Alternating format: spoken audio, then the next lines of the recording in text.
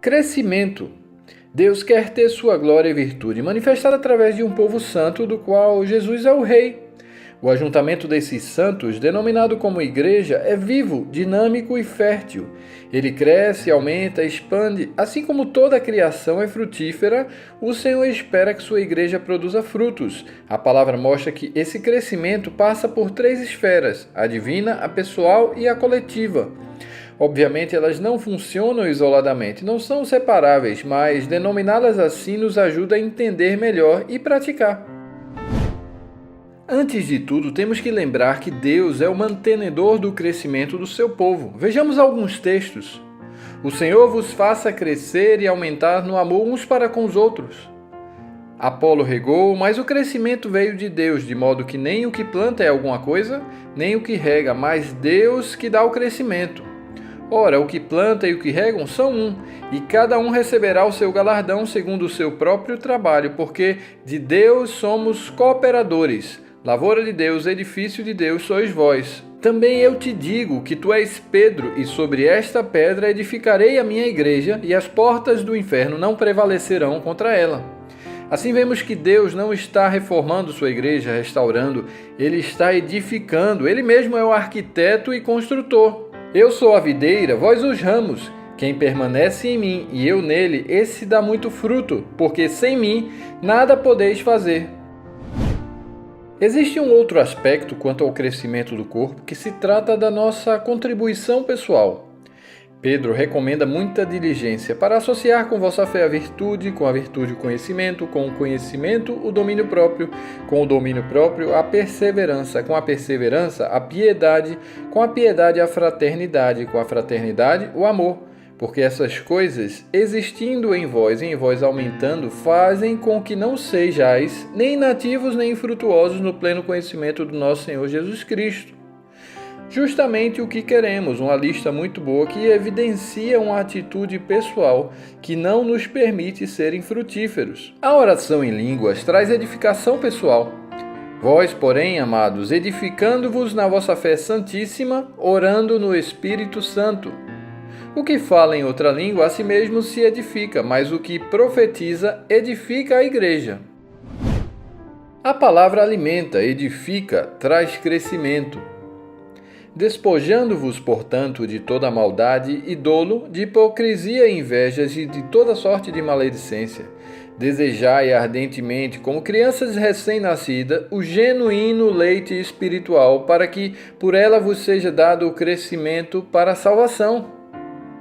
Agora, pois, encomendando-vos ao Senhor e à palavra da sua graça, que tem o poder para vos edificar, e dar a herança entre todos os que são santificados. Mas o que foi semeado em boa terra é o que ouve a palavra e a compreende. Este frutifica e produz a 100, a 60, a 30 por 1. Todo aquele, pois, que ouve essas minhas palavras e as pratica, será comparado a um homem prudente que edificou a sua casa sobre a rocha. Assim vimos o aspecto do crescimento pessoal através de uma atitude, de oração em línguas e da palavra.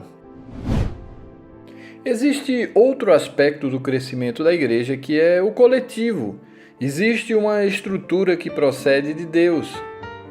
E não retendo a cabeça, do qual todo o corpo suprido e bem vinculado por suas juntas e ligamentos, cresce o crescimento que procede de Deus. Aqui vemos conceitos importantes como a comparação a um corpo, Jesus como a cabeça e o corpo formado por vínculos que provém crescimento.